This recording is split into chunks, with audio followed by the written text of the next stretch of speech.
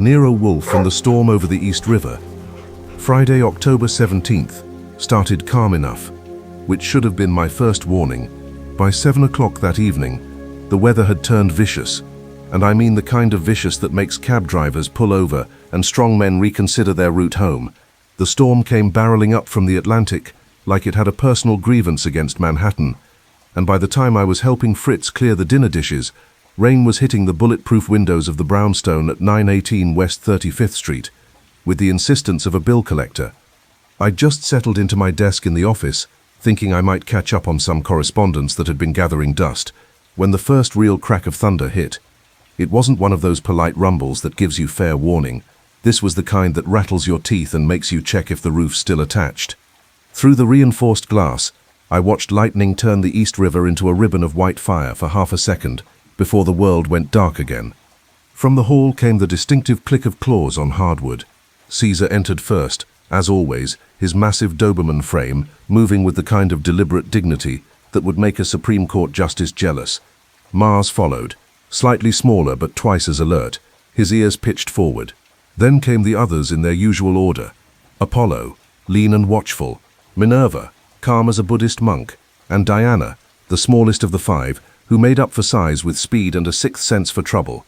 Loyal brought up the rear, his brick-red bulk and white chest blaze unmistakable even in the dim light, the brass tag on his collar catching the glow from my desk lamp.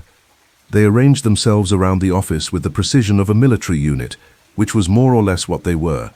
Caesar took his position near the hall door, Mars by the front window, Apollo at the far corner where he could watch both entrances. Minerva settled near Wolfe's desk, Diana claimed the space by the safe, and Loyal planted himself squarely between my desk and the red leather chair where clients usually sat. The storm had put them on duty. I'd just gotten comfortable with my feet up, watching the rain turn West 35th into a river, when I heard Wolfe's voice boom from upstairs. "Archie, that's Wolfe's equivalent of a cavalry charge."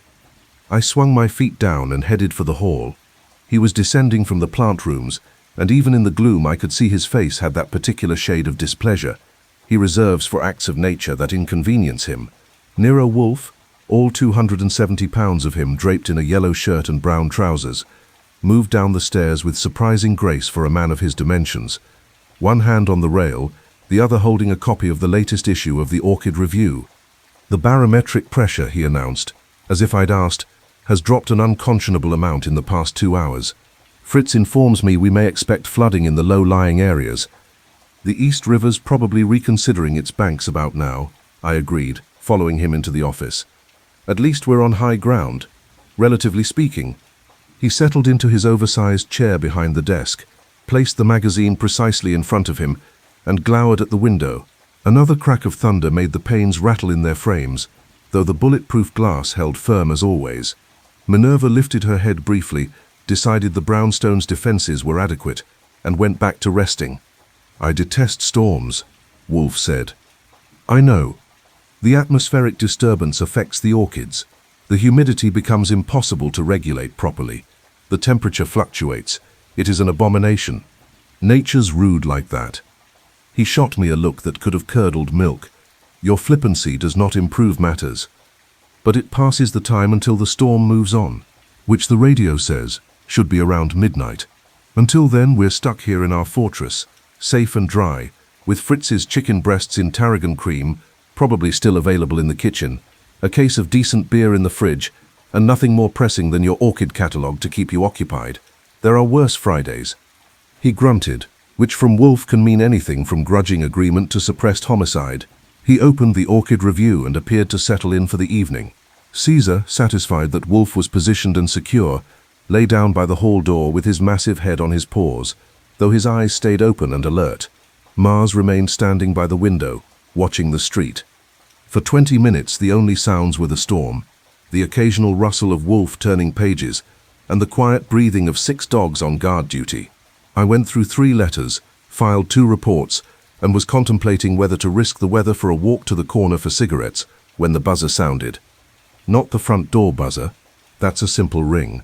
This was the gate buzzer, the one that means someone's actually made it through the rain to our front stoop and wants in desperately enough to brave the weather and our security system. The gate stays locked except when I release it electronically from my desk, It's part of the fortress design: bulletproof windows, reinforced doors, controlled access, and 6 dogs who take their security duties seriously. All 6 heads came up at once. Loyal was on his feet first, a low rumble starting in his chest. Diana moved to the window beside Mars, her smaller frame vibrating with tension. Caesar rose slowly, deliberately, and positioned himself facing the front door.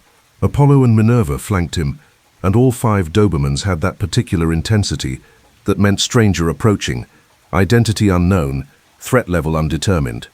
I glanced at my desk calendar. No appointment scheduled, then looked at Wolf. He'd raised his eyes from the magazine, and his expression suggested that whoever was at our gate had made a serious miscalculation about appropriate visiting hours during a hurricane. "Shall I see who's fool enough to be out in this?" I asked. "The deluge," Wolf said, "should have deterred anyone possessing elementary judgment. However, desperation or stupidity may have prevailed. Ascertain which before admitting them." I went to the window and pulled back the drape. Mars shifted to give me room, but kept his attention focused on the gate. Through the rain-lashed glass and the downpour beyond, I could barely make out a figure at the gate. Someone in what looked like an expensive coat plastered to their frame by the rain, hatless, and hunched against the wind. Lightning flashed again, closer this time, and in that brief illumination I saw it was a woman, probably mid-40s, her hair streaming water, one hand gripping the gate bars like a drowning person clutching driftwood. She looked up at that moment, directly at the window where I stood, and even through the storm and the bulletproof glass I could see her face clearly enough to read it. She wasn't out for an evening stroll that went wrong. She wasn't a lost tourist seeking directions. This was someone who'd come to Nero Wolfe because every other option had run out, and the East River storm had brought her here the way it brings all kinds of debris to shore, broken, desperate, and with nowhere else to go.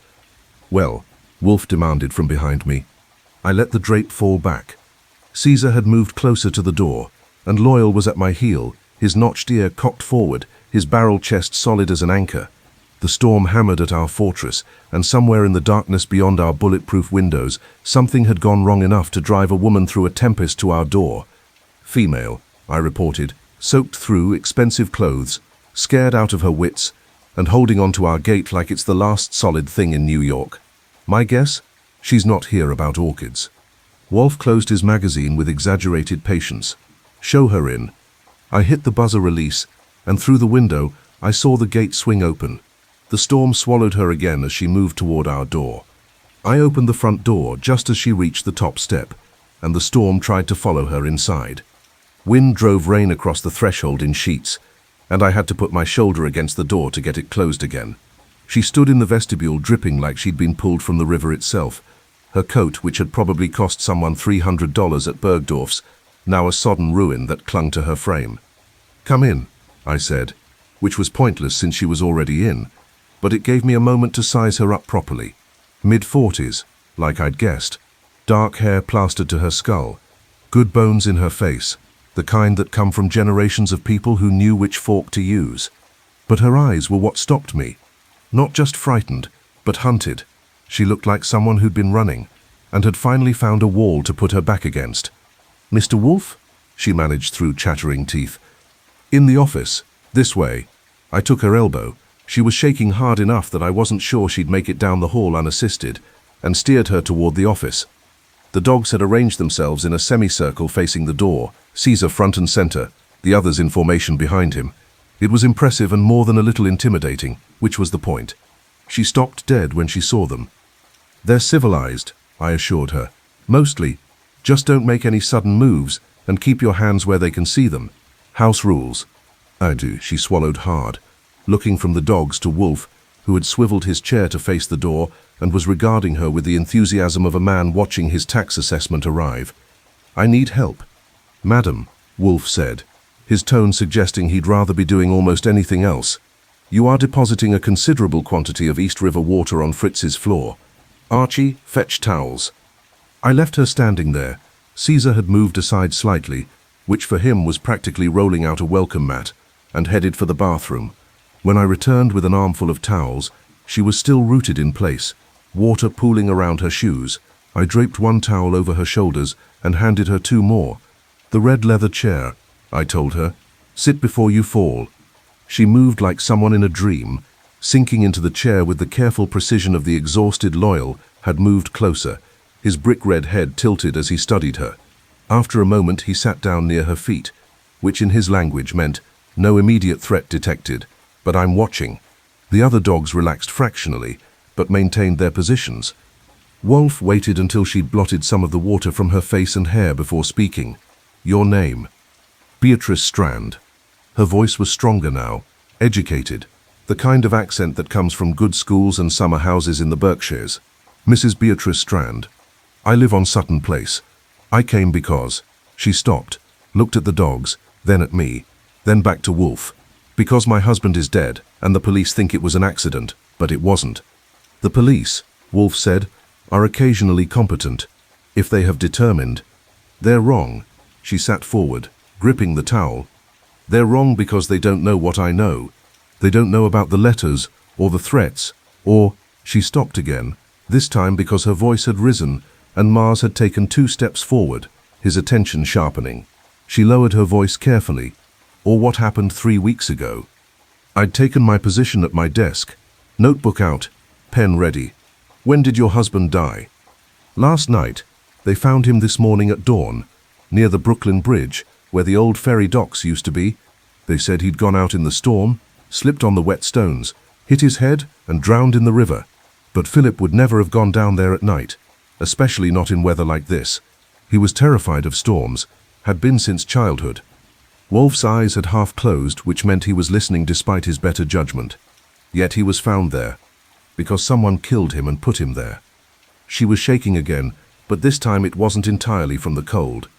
Someone who knew he'd never go there voluntarily, which is exactly why they chose it. "Don't you see? It's perfect. A man afraid of storms, found dead during the worst storm we've had in years, in a place he'd never venture on his own.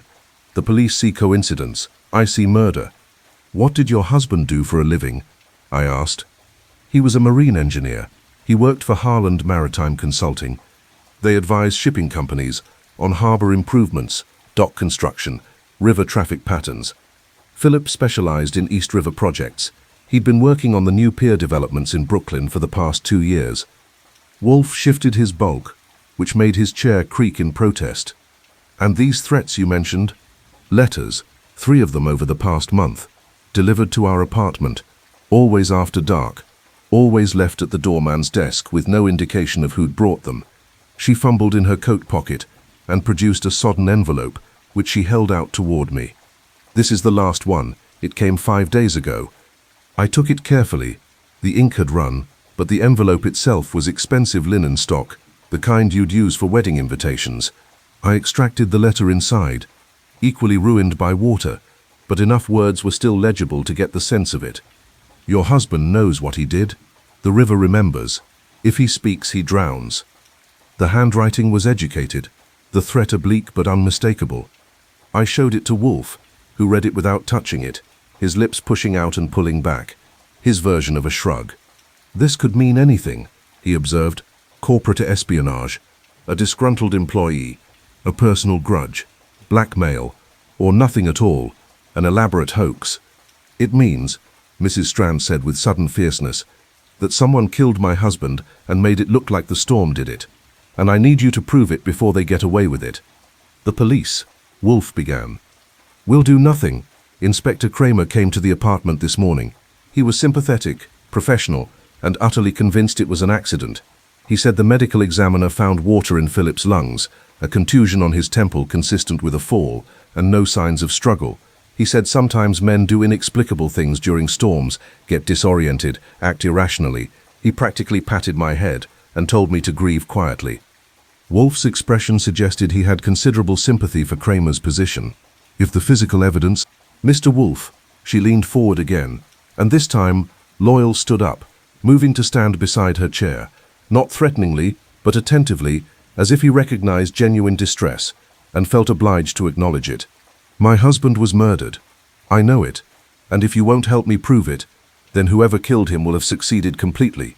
They'll have taken his life and his reputation, and made his death mean nothing but foolishness and bad luck. I can't let that happen. I won't." The office went quiet, except for the storm, which continued its assault on the windows. Caesar had settled back down by the door, apparently satisfied that Mrs. Strand posed no threat to the household. Wolfe closed his eyes completely, which meant he was either thinking or trying to will her to disappear. Finally, he opened them. Your husband's work involved the East River. Yes. These pier developments in Brooklyn, whose project, a consortium, 3 shipping companies and a real estate development firm, Phillips Company was hired to assess feasibility and provide engineering consultation. Names. She rattled off 4 companies I'd never heard of, which I dutifully noted. Wolfe absorbed this information with the enthusiasm of a man swallowing medicine. And your husband discovered something, he said. It wasn't a question. Mrs. Strand's hands tightened on the towel. He stopped sleeping 3 weeks ago. He'd come home from the office looking like he'd aged 10 years. He wouldn't tell me what was wrong, just said there were problems with the project, serious problems, and he was trying to determine what to do about them. Then the letters started coming. Did he report them to anyone? He was going to. He told me on Wednesday night that he'd made an appointment with someone, he wouldn't say who, for Friday morning. Today, he said after that meeting everything would be clear, and we might need to leave the city for a while until things settled down. Her voice broke slightly. He never made it to Friday. Wolfe was silent for a long moment, his eyes on the ruined letter I'd placed on his desk. Outside, thunder rolled across Manhattan like Judgment Day warming up. Finally he sighed, which from him was the equivalent of surrender. My fee, he said, is negotiable but not trivial. I will require, whatever it costs. Mrs. Strand interrupted.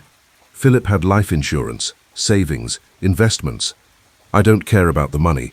I care about the truth. Very well. Wolfe looked at me. Archie, call Saul. I want him here first thing in the morning, and contact Fred Durkin and Ori Cather. They may be needed. I nodded and made the notes.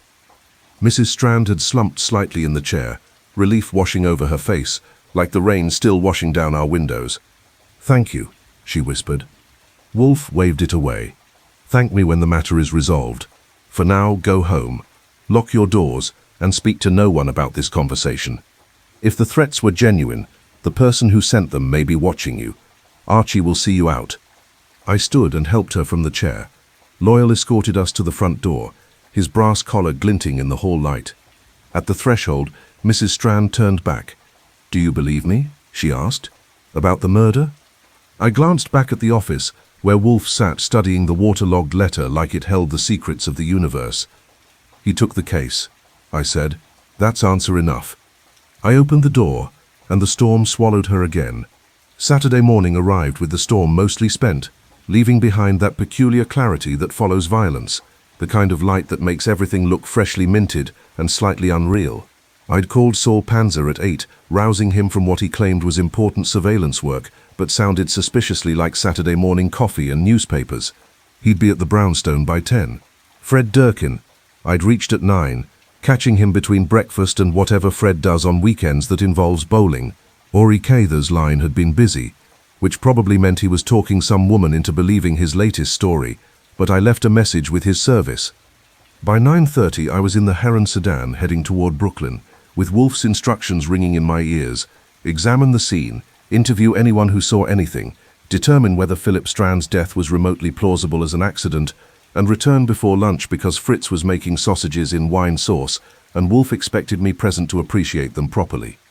The address Mrs. Strand had given me led to a stretch of waterfront south of the Brooklyn Bridge that looked like urban renewal had arrived, gotten discouraged, and wandered off to find easier prospects. The old ferry docks she'd mentioned were a jumble of rotting pilings and crumbling concrete, bordered on one side by a warehouse that had seen better decades, and on the other by what might charitably be called a maritime supply shop, but looked more like a place where stolen goods went to retire. I parked the sedan where I could watch it. This wasn't the kind of neighborhood where you left anything valuable unattended, unless you enjoyed disappointment, and walked toward the water. The East River glittered in the morning sun, like it hadn't just tried to drown half of New York the night before. Gulls wheeled overhead, complaining about something in that aggrieved tone gulls specialize in. The police had left chalk marks where Philip Strand's body had been found, about 20 feet from the water's edge on a flat apron of stone that jutted out from what remained of the old dock. The stones were still damp, moss-covered in places, treacherous even in dry weather. In last night's storm, they would have been a skating rink. I studied the scene with the kind of attention Wolfe demands from his operatives. The chalk outline showed Strand had been found on his back, head toward the water, feet pointing inland. The contusion Kramer mentioned would have been on the right temple, which meant if he'd slipped and fallen, he'd have gone down hard on that side. Plausible enough. Except the stones nearest the water's edge showed no disturbance, no scuff marks, no signs of someone scrambling for purchase. If Strand had slipped while walking toward the water, there should have been some indication of it. And if he'd been coming from the water, heading inland, why would he fall backward? "You a cop?" I turned. The voice belonged to a man who'd emerged from the maritime supply shop, 60-ish, built like a retired longshoreman, with a face that suggested he'd been skeptical of everything since birth. He wore coveralls that might once have been blue and carried a coffee mug that advertised a brand of marine engine oil. "Private investigator," I said, which was true enough. "Archie Goodwin. I work for Nero Wolfe." His expression shifted slightly. Not quite respect, but at least recognition. Even in Brooklyn, Wolfe's reputation preceded him. "Jack Holleran. I run the shop. You hear about the fellow who drowned?" "That's right. You see anything last night?" "In that storm," he snorted. "I was home in Flatbush, with the doors locked and the radio on, like any sensible person. But I found him. This morning around 6. I come in early Saturdays to do inventory. Saw him lying there and called the cops." "You didn't see anyone else around? No cars? No boats? Nothing unusual?" "At 6 in the morning after a hurricane, the rats weren't even out yet." He sipped his coffee, studying me over the rim. "You think it wasn't an accident?" It wasn't a question, which made Holleran smarter than he looked. "Let's say I'm keeping an open mind. What do you know about the pier development project?" His face closed up like a bank vault. "I know enough to mind my own business." "That's a very specific kind of knowing." "Listen, Mr. Goodwin, I've been running this shop for 30 years. I survived Robert Moses. I survived the mob. And I survived every two-bit developer who thought they could buy this waterfront for peanuts and turn it into luxury condos. I'm still here because I know when to talk and when to keep my mouth shut. The pier project? That's keep my mouth shut territory. I liked him immediately, which happens sometimes with witnesses who make my job harder, even if it involves murder, even if it involves the second coming. He looked past me toward the chalk outline, but I'll tell you this much, that fellow Strand was here before. 3, maybe 4 times in the past month. Always during the day. Always with blueprints or surveying equipment. He'd walk the whole dock, take measurements, make notes. Last time I saw him was maybe 10 days ago. He came into my shop after, asked if I'd seen any unusual activity around the docks at night. What kind of unusual activity? That's what I asked him. He got all vague, said never mind. Probably nothing, but he looked worried, real worried. The kind of worried that makes a man check over his shoulder. "Did you tell this to the police?" Inspector Kramer didn't ask. He took one look at the scene, called it an accident, and moved on. Can't blame him. They found water in the lungs, a head wound, and no signs of foul play. Open and shut. He paused. "But you're asking different questions?" "Because I'm looking for different answers." I glanced back at the chalk outline. "This warehouse behind us, who owns it?" "Officially, Harbor Properties, Inc. Unofficially, your guess is as good as mine. It's been empty for 5 years, except someone pays the property taxes and keeps the utilities on. Draw your own conclusions. And the pier development would affect it? Would it ever? The plan is to tear down everything from here to the bridge, my shop included, and build a new commercial marina with high-end retail. They're offering buyouts that sound generous until you read the fine print. Most of the old-timers around here are fighting it." But Philip Strand was working for the development consortium. Halloran's eyes narrowed. "That's what I heard," which made it interesting when he started poking around asking questions, like he'd found something that didn't add up. Marine engineers don't usually question their own projects unless there's a good reason. A cold breeze came off the river, carrying the smell of salt and oil and urban decay. I looked at the warehouse, then back at the water, then at the stones where Strand had supposedly slipped and fallen. "If I wanted to get inside that warehouse," I said casually, "would that be difficult?" For a law-abiding citizen, impossible. for someone with flexible ethics and basic lock-picking skills? He shrugged. The side door's been broken for months. Not that I'd know anything about that. I thanked him and walked the perimeter of the area, taking photographs with the Leica I kept in the sedan's glove compartment. The warehouse loomed behind me, 3 stories of brick and broken windows, with a loading dock that faced the water, and that conveniently broken side door Halloran had mentioned. I tried it. It swung open with barely a creak. Inside, the warehouse was a cavern of shadows and dust motes, dancing in shafts of light from the broken windows. Empty, as Halloran had said, but not abandoned. Someone had been here recently. Fresh footprints in the dust, cigarette butts that hadn't aged into fossils yet, and in the far corner, a card table with 3 folding chairs arranged around it. On the table, a thermos, 2 coffee cups, and a scattering of papers weighted down by a chunk of concrete. I crossed to them carefully, aware that I was technically trespassing, and that Kramer would have a field day if he caught me. The papers were invoices, shipping manifests, mostly for deliveries that had nothing to do with an empty warehouse, cement, steel reinforcement bars, marine pilings, all delivered to addresses along the Brooklyn waterfront over the past 3 months. But here's what made my scalp prickle. Every invoice was stamped PA'd in full by Harbor Properties Inc., and every delivery address corresponded to sites that were supposedly still in the planning phase of the pier development. Someone was building something before the permits had even been approved. I photographed the documents, replaced them exactly as I'd found them, and backed toward the door. As I reached it, I heard voices outside, 2 men, approaching from the direction of the street. I flattened myself against the wall beside the door and waited. "Told you we shouldn't have done it during the storm," the first voice said. Young, nervous, with an outer borough accent I couldn't place. Too visible. Someone might have seen something. Nobody saw anything. The second voice was older, harder. And even if they did, what they see? A man who went out in the storm and didn't come back. Happens all the time. But Strand was a problem, and now he's not. The river took care of it, just like it was supposed to, natural as anything. Now shut up about it, and help me check the delivery schedule.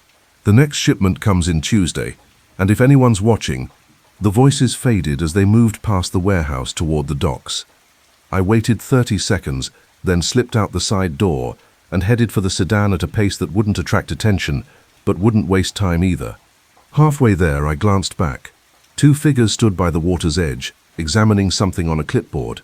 I was too far away to make out details, but I didn't need to. I'd heard enough. Strand hadn't drowned in an accident. He'd been murdered, and his killers were stupid enough to talk about it within earshot of an empty warehouse that wasn't as empty as they thought. I made it to the sedan, started the engine, and pointed the hood toward Manhattan. Wolf needed to hear this, and Fritz's sausages would have to wait.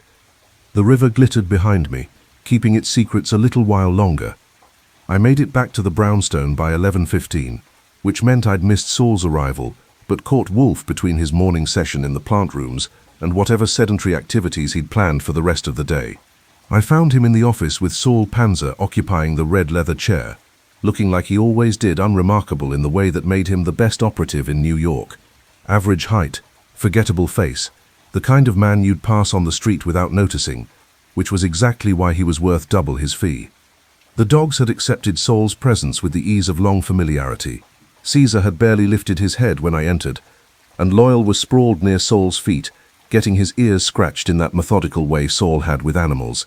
The others were distributed around the office in their usual posts, alert but relaxed.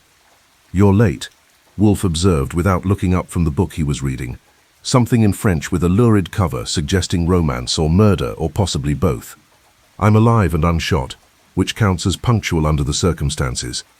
I shed my coat and took my position at my desk. Saul caught up. "Moderately," Saul said in that quiet voice of his. "Mrs. Strand, dead husband. Possible murder disguised as storm accident. I gather you've been poking around Brooklyn?" Poking, listening, and trespassing, in that order. I swiveled my chair to face Wolf. "Philip Strand was murdered. I'd bet the brownstone on it, except you'd never forgive me if I lost and we had to move." Wolf's eyes shifted from his book to me, his expression suggesting I should justify that statement immediately or face consequences. I obliged, running through the morning's discoveries. the implausible mechanics of the supposed fall, Holloran's testimony about Strand's previous visits and worried demeanor, and most importantly, the conversation I'd overheard in the warehouse. Two men, I concluded. One young and nervous, one older and giving orders. They specifically discussed doing something during the storm that was too visible, and the older one said Strand was a problem that the river took care of. Then they mentioned checking a delivery schedule for Tuesday. Wolfe had set down his book entirely, which meant I had his full attention. You obtained photographs of the documents? Every invoice on that table. They're in the camera. I pulled the Leica from my jacket pocket and placed it on his desk. Harbor Properties, Inc. has been paying for construction materials delivered to sites that shouldn't have any construction happening yet. Someone's building before they have permission to build. Illicit construction on the waterfront, Saul mused. That's old-school corruption. Kickbacks, permit fraud, probably mob involvement somewhere in the mix. The mob hasn't controlled the Brooklyn docks in 15 years, Wolfe said absently, his eyes half closed in thought. But the infrastructure remains.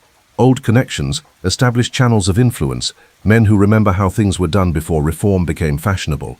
He opened his eyes. Mrs. Strand mentioned a consortium. 4 companies involved in the pier development. Archie? I flipped back through my notebook. Meridian Shipping Lines, Atlantic Harbor Transport, Coastal Freight Associates, and the real estate firm Apex Development Group. Saul. Wolfe shifted his bulk to face him. I want complete backgrounds on all 4 companies, ownership structures, board members, financial positions, any litigation or regulatory issues in the past decade. Also investigate Harbor Properties, Inc., ownership, tax records, any connections to our 4 consortium members. That'll take until Monday, Saul said. Maybe Tuesday if the corporate structures are deliberately opaque, which they probably are. Wednesday would be satisfactory. Thoroughness before speed. Wolfe returned his attention to me. The 2 men you overheard, descriptions. 50 yards away, seen from behind. One was shorter, stockier build. The other taller, moved like someone used to physical work. Neither one struck me as executive material. Enforcers maybe, foremen at best. Yet they discussed a delivery schedule and new details about Strand's death. Wolfe's lips pushed out and pulled back. Either they were directly involved in the murder, or they were present when it was planned. In either case, they represent a thread we can follow. He looked at Saul again. Tuesday, they said. Next delivery comes in Tuesday, I confirmed. Then we have 3 days to determine what's being delivered, and why it required Philip Strand's death to protect it. Wolfe picked up the waterlogged letter Mrs. Strand had brought, which he'd evidently had Fritz dry out and press flat. The river remembers. An odd phrase, theatrical, almost poetic, not the language of common thugs. Someone educated wrote that. I agreed. But that doesn't narrow it down much. Half the white-collar criminals in New York have college degrees. The phone rang. I answered it automatically. Nero Wolfe's office. Mr. Goodwin? The voice was female, young, and tense with the kind of nervousness that precedes bad news. This is Janet Keller. I was Philip Strand's assistant at Harland Maritime. Mrs. Strand gave me this number. She said if anything happened, I should call you. I covered the mouthpiece and looked at Wolfe, who nodded fractionally. What's happened, Miss Keller? Someone broke into the office last night, Philip's office specifically. They went through his files, took his computer. Her voice broke slightly. I think they were looking for something Philip had that they didn't want anyone else to find. Did you report it to the police? Of course. They dusted for fingerprints, took a statement, filed a report, but I don't think they understood. This wasn't a random burglary. They only hit Philip's office. They ignored the conference room where we keep expensive equipment, ignored the accounting office where there's sometimes cash in the safe. They went straight to Philip's workspace and tore it apart systematically. What time did this happen? Sometime between 8 last night when the cleaning crew left and 7 this morning when I arrived. The front door lock was picked. Professional job, according to the police. No alarms triggered, no windows broken.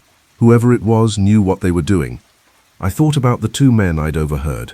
Someone tidying up loose ends. Miss Keller, did Philip keep backup files anywhere? Personal copies of his work? She hesitated. He wasn't supposed to. Company policy. But Philip was old-fashioned. He liked having paper copies of important documents. He kept a briefcase at home with hard copies of projects he was actively working on. I don't know if Mrs. Strand knows about it. She must. Philip was meticulous about that briefcase. He'd bring it home every night, even when he wasn't planning to work. Said he slept better, knowing his work was secure.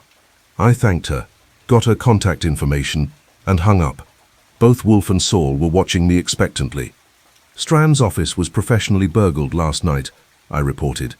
They took his computer and rifled his files, but ignored everything else of value, and Strand apparently kept a briefcase of hard copy documents at home. Miss Keller thinks Mrs. Strand would know about it. Wolf closed his eyes briefly, which meant he was recalculating. When he opened them, his expression had hardened. Mrs. Strand is either in possession of evidence that men have killed to protect, or she's about to become the next obstacle they eliminate. Archie, call her immediately. Tell her to gather that briefcase and any other documents of her husband's and bring them here. Today. Within the hour, if possible. You think she's in danger? I think, Wolf said with the precision of a man stating the obvious, that Philip Strand died because he discovered something worth killing over.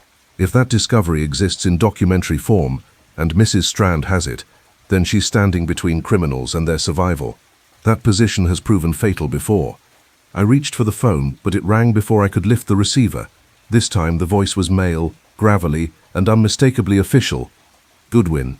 Inspector Kramer. Put Wolf on. I held out the receiver. The law wants you. Wolf took it with visible distaste, holding it away from his ear like it might contaminate him. Yes? Even from my desk I could hear Kramer's voice, raised and irritated. Wolf listened without interrupting, his face settling into deeper and deeper lines of displeasure. Finally, he spoke. Inspector, I have been retained by Mrs. Beatrice Strand to investigate her husband's death. That is neither illegal nor any of your concern. More growling from the receiver. Wolf's eyes narrowed. I am aware of your investigation and your conclusions. Mrs. Strand is not satisfied with them. She has that right. A pause. No, I will not share my findings until I have findings to share. Yes, I'm certain. Good day, Inspector. He replaced the receiver with exaggerated gentleness, which from Wolf meant he was approximately 3 seconds from throwing it through the bulletproof window. Kramer? I asked unnecessarily. Kramer, he confirmed. Someone informed him that Mrs. Strand visited this office last night and that I've accepted her as a client. He is displeased. He suggested strongly that I cease interfering with police business and accept their verdict of accidental death. He also mentioned that investigating closed cases could be construed as obstruction. Empty threat, Saul observed. He's got nothing to charge you with. Nevertheless, it indicates someone is watching. Wolf looked at me. Call Mrs. Strand, now. I dialed the number she'd given me. The phone rang 6 times before someone picked up. Strand residence. The voice was male, older, probably the doorman. This is Archie Goodwin calling for Mrs. Strand. It's urgent. I'm sorry, sir. Mrs. Strand left about half an hour ago. She said she had an important errand and would be back by early afternoon. The hair on the back of my neck went up. Did she say where she was going? No, sir, but she was carrying a briefcase. I remember because she doesn't usually. I hung up and looked at Wolf. She's already left, with a briefcase. The doorman doesn't know where. For a long moment, nobody spoke. Outside, the city went about its Saturday business, oblivious. Inside the brownstone, 6 dogs sensed the sudden tension and came alert. Caesar stood, Mars moved to the window, and Loyal's head came up from Saul's scratching, his intelligent eyes fixed on Wolf. She's going to the office, I said quietly. Strand's office. She's going to look for whatever they missed. Or, Wolf said grimly, she's walking into the hands of the men who killed her husband. I was already reaching for my coat. I made it to Harlan Maritime Consulting in 23 minutes, which was either a personal record or grounds for a speeding ticket I'd worry about later. The firm occupied the 4th floor of a building on Pearl Street, close enough to the financial district to be respectable, but far enough away to avoid the premium rents. I took the stairs 2 at a time, ignoring the elevator's promise of civilized transport, and hit the 4th floor landing breathing hard but functional. The office door was locked, which was either good news or very bad news, depending on whether Mrs. Strand had arrived yet. Through the frosted glass, I could see lights burning inside, which meant someone was there. I tried the knob locked and was reaching for my picks when I heard voices from within. Told you, I don't have any appointment scheduled. That was female, young, probably Janet Keller. Mrs. Strand called earlier, but she didn't say she was coming by. Then you won't mind if we wait. Male voice, rough-edged, the kind that comes from years of shouting over machinery or giving orders that aren't meant to be questioned. She'll be along. I pressed closer to the door, wishing the frosted glass was clear so I could see how many people were inside and whether any of them were carrying firearms. The voice continued. We're just here to pay our respects. Mr. Strand was working on our project when he passed. It's only right we check in with his widow, make sure she's taken care of.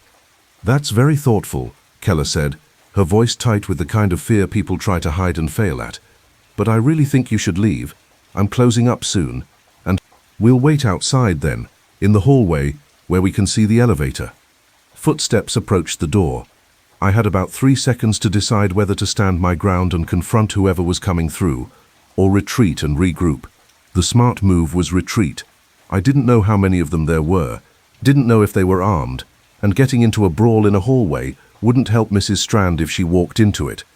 I moved fast and quiet down the corridor to where it turned toward the emergency stairs, flattened myself against the wall and waited. The office door opened. 2 men emerged. One matched the stocky build I'd glimpsed at the Brooklyn warehouse. The other was taller, with the kind of frame that suggested either construction work or serious gym time. Neither one looked like they were there to pay respects to anyone. They positioned themselves on either side of the office door, casual but alert, like sentries who'd done this before. The shorter one lit a cigarette, cupping his hand around the match with practiced ease.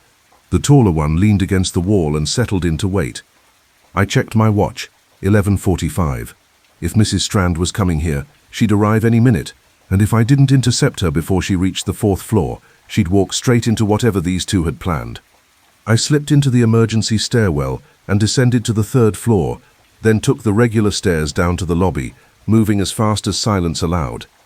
The lobby was marble and brass, and Saturday quiet, with a security desk manned by a guard who looked like he'd been hired for his ability to stay awake rather than his tactical acumen. "Excuse me," I said, approaching with my most harmless expression. "I'm supposed to meet Mrs. Beatrice Strand here. She's visiting Harlan Maritime on the 4th floor. Has she arrived yet?" He checked his log, running a finger down the page. "No Mrs. Strand yet, but 2 gentlemen went up about 15 minutes ago, said they were from Apex Development, had business with Harlan Maritime.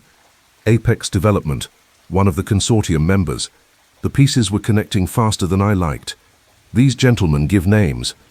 Just signed in as Apex personnel. Didn't argue when I waved them through." He looked up, suddenly uncertain. "That a problem?" "Not for you, but when Mrs. Strand arrives, would you call up to the 4th floor and tell her there's a delivery waiting for her at the front desk? Keep her down here." "I can't just—" I laid a $20 bill on his desk. "Sure you can. You're doing her a favor. She'll appreciate it."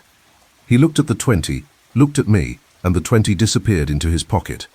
"When she arrives, I'll call up. But if those Apex fellows come down looking for her, then you tell them she never showed." Simplest story is usually the most believable. I moved to the side of the lobby where I could watch both the elevators and the entrance, positioning myself behind a decorative column that provided cover without making me look like I was hiding. Then I waited, watching the street through the building's glass doors, hoping Mrs. Strand would arrive before the situation upstairs deteriorated further. She came through the doors at 11:58, moving with the quick, determined stride of someone who'd made a decision and was committed to it. She wore a different coat than last night's ruined one. This was charcoal grey, expensive and dry, and she carried a leather briefcase that looked old enough to be an heirloom. Her face was set in lines of determination underlaid with grief, and she walked straight toward the elevators without pausing. I intercepted her halfway across the lobby. "Mrs. Strand." She spun, startled, her hand tightening on the briefcase. When she recognized me, relief and confusion fought for control of her expression. "Mr. Goodwin, what are you doing here? Saving you from walking into a trap." I took her elbow and steered her away from the elevators, back toward the entrance. "There are 2 men upstairs waiting for you. They claim to be from Apex Development. I don't think they're there for condolences." The color drained from her face. How did they know I was coming? Good question. Better one is what they want with you. I glanced at the briefcase. Is that what I think it is? Philip's work files. Everything he'd brought home from the office over the past month. I was going to bring them to Mr. Wolfe like you asked. But then I thought if Philip found something wrong with the pier project, it might be in his office files too. I thought I could look through them, find whatever he'd discovered, and walk straight into the men who killed him. Outstanding plan. I was already moving her toward the door. My car's outside. We're leaving, now. But Janet, Miss Keller is up there with them. Miss Keller is smart enough to stay out of trouble as long as you're not there giving them a reason to make trouble. The moment we're clear, I'll call the police and report suspicious persons at Harlan Maritime.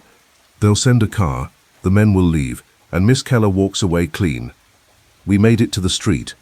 The Heron was parked half a block away in a loading zone that was technically illegal, but had seemed like a good idea at the time. I got Mrs. Strand into the passenger seat, the briefcase secured on her lap, and was walking around to the driver's side when I saw them. The two men from upstairs, emerging from the building at a pace that suggested they'd realized their quarry had slipped the net. The shorter one spotted the Heron, or more precisely spotted Mrs. Strand, visible through the passenger window, and said something to his partner. They started toward us. I slid behind the wheel, started the engine, and pulled into traffic with more enthusiasm than the Department of Motor Vehicles would strictly approve. Behind us, I saw the shorter man running toward a dark sedan parked on the opposite side of the street. His partner was already moving toward it. "They're following us," Mrs. Strand said, her voice remarkably steady under the circumstances. "They're trying to follow us," I corrected, swinging the Heron through a yellow light that was seriously considering turning red. "There's a difference." I spent the next 10 minutes proving that difference, using every trick Saul had taught me about losing tails in Manhattan traffic. By the time I pointed the Heron toward the west side, I was reasonably confident we'd lost them somewhere around Madison Square. Mrs. Strand had gone white-knuckled on the briefcase, but hadn't screamed once, which elevated her considerably in my estimation. "They were going to kill me," she said quietly, as we crossed into the relative safety of our neighborhood. "Weren't they? Kill, threaten, or steal that briefcase, hard to say which. The result would have been bad regardless." I glanced at her. "You realize you can't go home now. If they knew you were going to Harlan Maritime, they probably know where you live." "I'll stay with my sister in Connecticut." "Good. But first we're going to the brownstone, and you're turning that briefcase over to Wolfe. Whatever your husband found, it's gotten 2 people killed counting the break-in at his office." "2? Him and whoever they might have hurt looking for these files. The body count stops here. Wolfe will figure out what Strand discovered, and then we'll hand everything over to the police with enough evidence that even Kramer can't ignore it." We pulled up in front of the brownstone at 12:30. I helped Mrs. Strand from the car, keeping watch on the street for any sign of the dark sedan, and hustled her up the steps.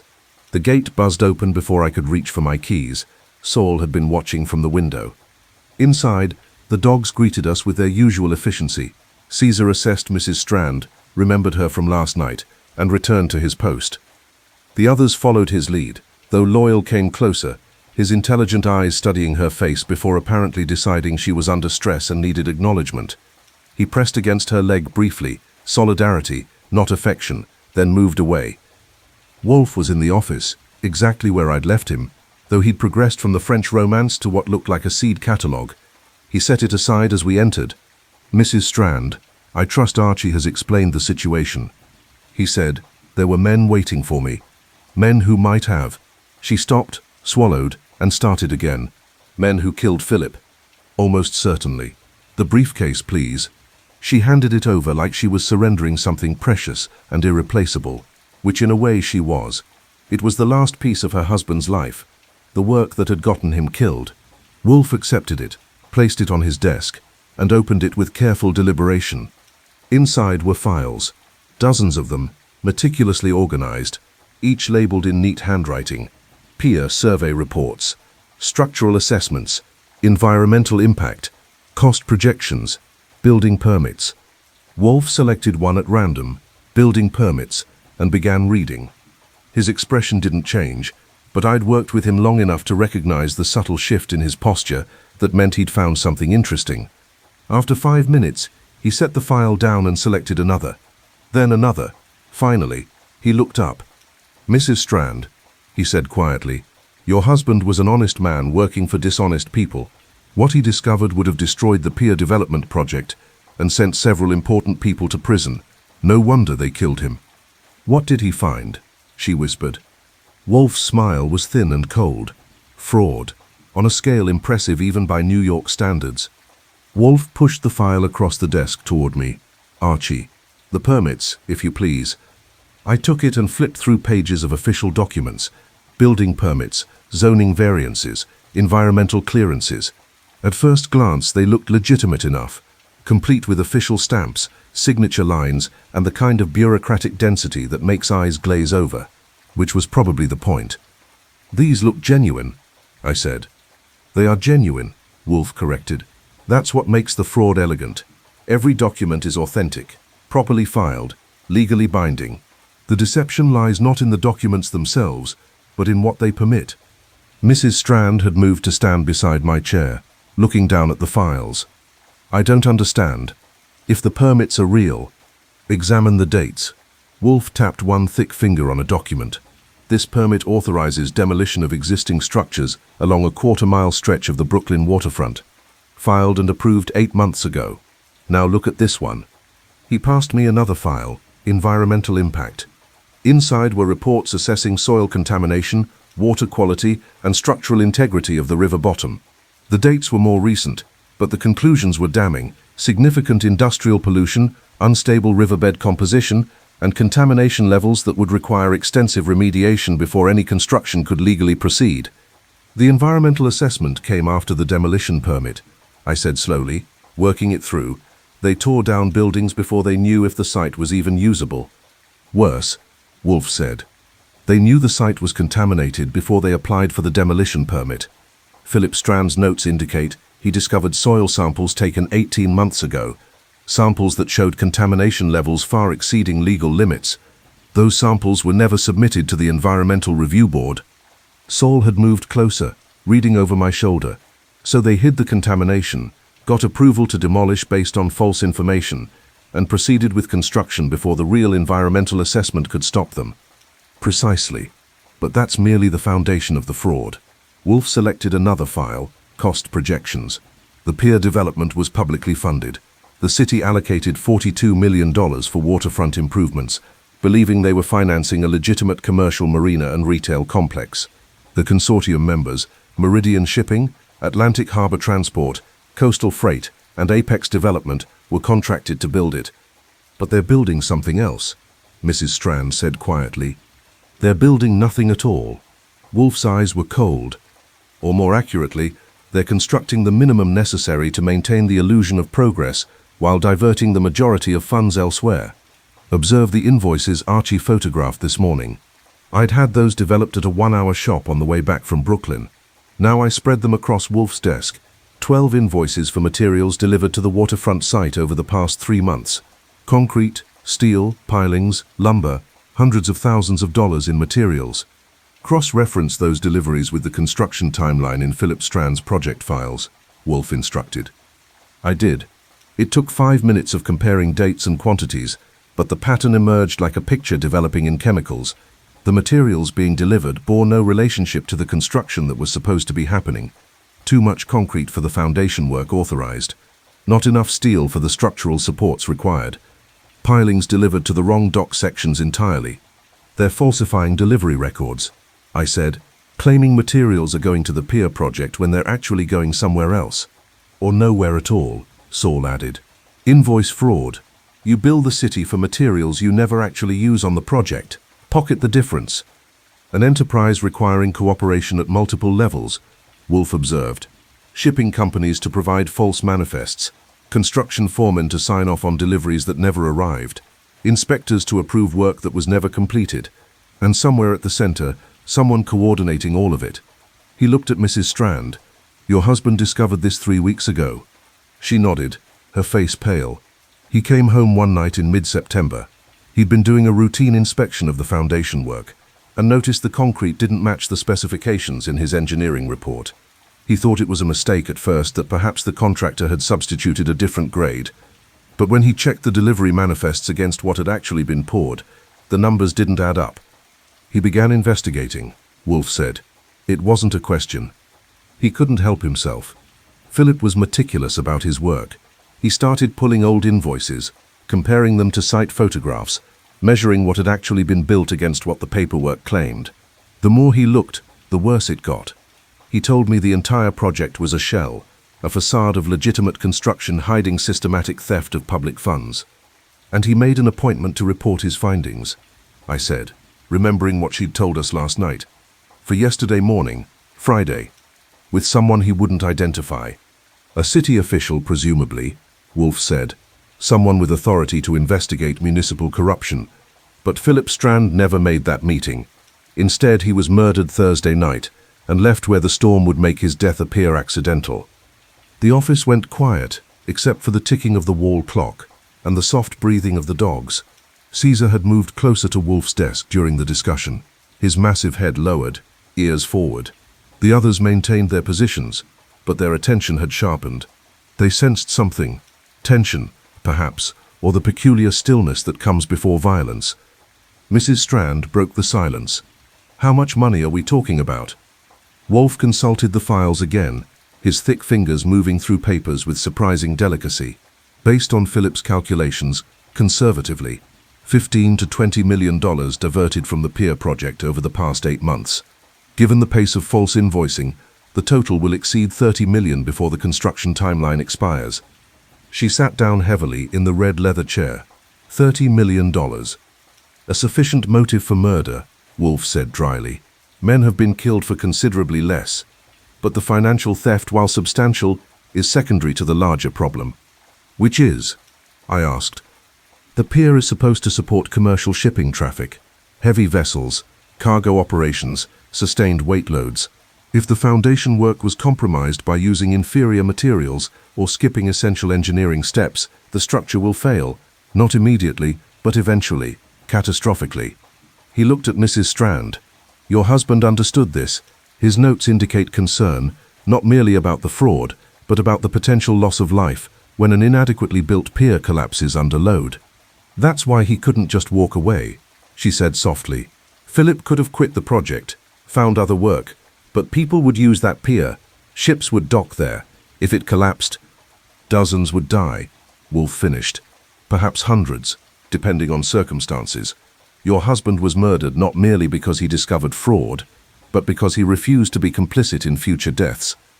The room absorbed that in silence. Through the bulletproof windows, I could see Saturday afternoon Manhattan going about its business, people shopping, taxis prowling, the city's usual controlled chaos. None of them knew that somewhere out there, men who'd killed once to protect $30 million were still at large and still dangerous. Sol had been studying the files with his usual quiet intensity. Now he looked up. The delivery Tuesday that those men mentioned. If the fraud is ongoing, that represents either another false invoice or actual materials being diverted. Either way, it's evidence. And an opportunity, Wolfe said.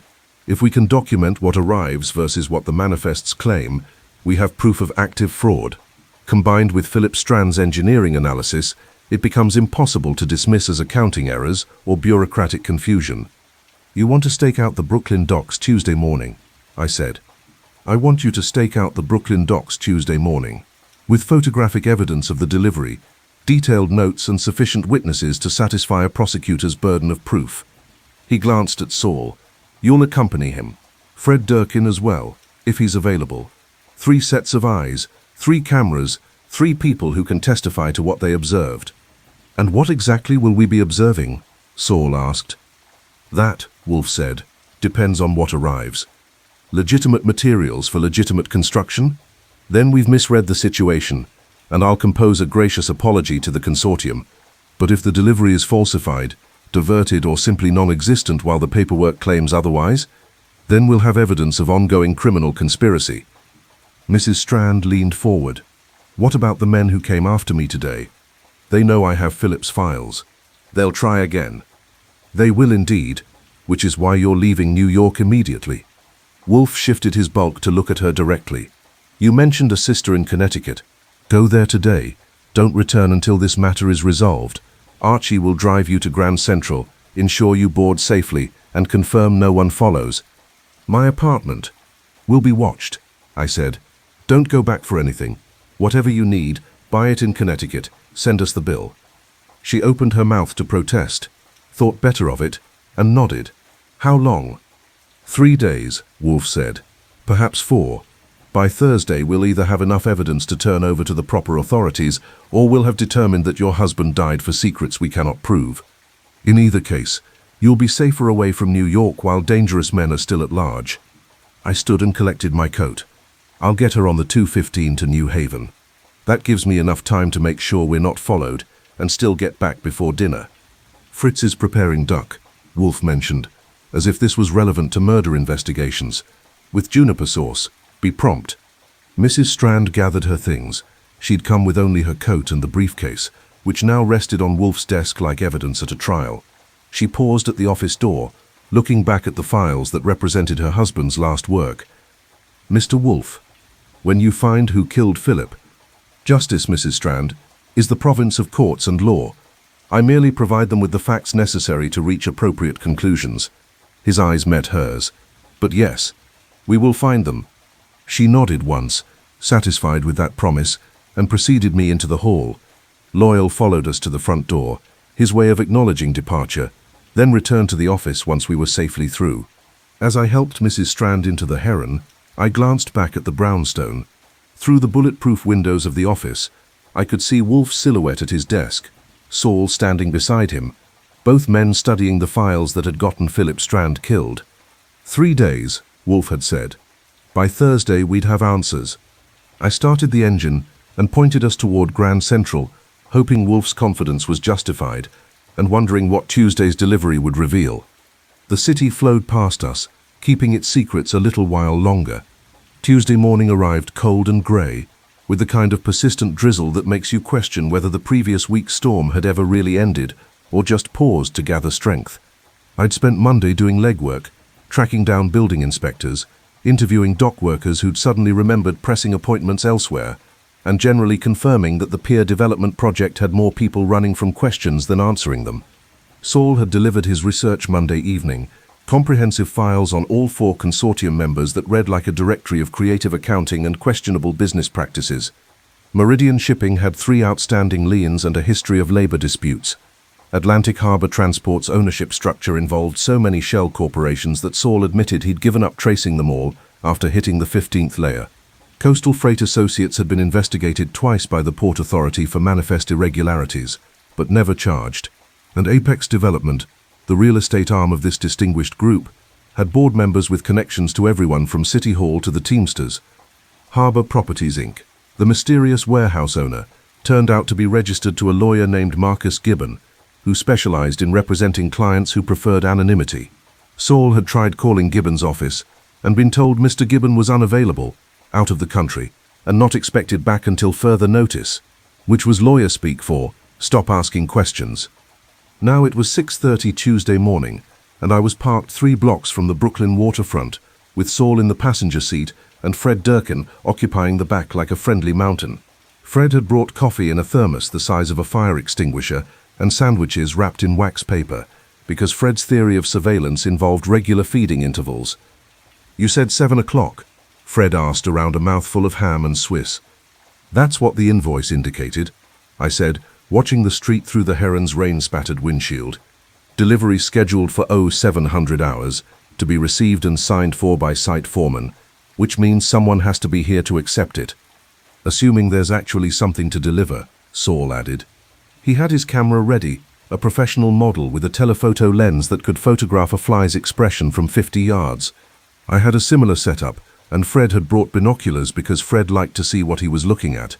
We'd positioned ourselves with a clear view of the old ferry dock area where Strand's body had been found. The warehouse loomed beyond, its broken windows like empty eye sockets. The rain had picked up slightly, which was good for concealment, but bad for photography. I'd brought extra film and hoped the light would improve. At 6:45, a truck arrived, not a delivery truck, but a battered pickup that had seen better decades. 2 men climbed out. One was the stocky figure I'd seen and heard at the warehouse on Saturday. The other was new to me, older, maybe 60, with the weathered face of someone who'd spent his life working outdoors. They stood by the dock entrance, smoking cigarettes and occasionally checking their watches. The reception committee, Saul observed, snapping photos. Interesting they're here early. Professional delivery services usually run late, not early. These men are expecting something. At 6:58, a second vehicle appeared. A black Lincoln that looked government issue but probably wasn't. The driver stayed behind the wheel, engine running, while a passenger emerged. Tall, well-dressed in a cashmere overcoat that had no business being near a construction site, carrying a briefcase that matched his coat in both quality and expense. "That's new," Fred said, training his binoculars on the man. "He looks like management." "Or ownership," I said, photographing him from 3 angles. "Saul, you recognize him?" Saul studied the man through his camera's viewfinder. "No, but the way he's carrying himself, that's authority." The other 2 deferred to him immediately. See how they stepped back when he approached. He was right. The stocky man and the older foreman had both moved aside, letting the well-dressed man take point near the dock entrance. He checked his watch, an expensive piece that caught even the grey morning light, and said something that made the stocky man hurry back to the pickup truck and retrieve a clipboard. At 7:03, right on schedule, a delivery truck rounded the corner. It was an 18-wheeler, unmarked except for a serial number on the cab door, pulling a covered trailer that could have held anything from cement to circus elephants. The driver maneuvered it into position near the dock with the practiced ease of someone who'd done this before. The well-dressed man approached as the driver climbed down from the cab. They spoke briefly, too far away for us to hear, but their body language suggested this was routine, transactional, nothing remarkable. The driver handed over papers. The man in the cashmere coat examined them, and the stocky figure with the clipboard signed something. "That's the receiving signature," Saul said quietly, still photographing. "Whatever's supposed to be in that truck, they just officially accepted delivery." "Except they're not unloading it," Fred observed. He was right. The driver climbed back into the cab, and the truck began pulling away, back toward the street, not into the dock area where materials would normally be offloaded for construction use. Within 2 minutes, the delivery truck had disappeared around the corner, heading back toward wherever it came from. The 3 men stood watching it go. Then the one in the cashmere coat said something that made the other 2 laugh, shook hands with both of them, and returned to his Lincoln. The car pulled away smoothly, followed 30 seconds later by the pickup truck. We sat in silence for a moment, watching the empty dock. "That," Saul said finally, "was the most expensive nothing I've ever witnessed.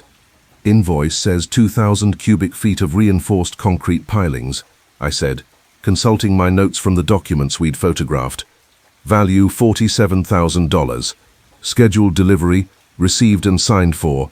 Payment processed through the city's construction fund." "Except no pilings were delivered," Fred said. "That truck came, got signed for, and left, with whatever it came with still inside." "Or with nothing inside at all," Saul added. "Empty trailer, false manifest, signature on the receiving document. The perfect fraud. The city pays for materials that never existed, never arrived, and never got used. The money gets split among the conspirators." I started the Heron's engine. "We need to follow that truck." "Which one?" Fred asked. "The delivery truck's got a 5-minute head start, and the Lincoln could be anywhere by now." "The pickup," I decided.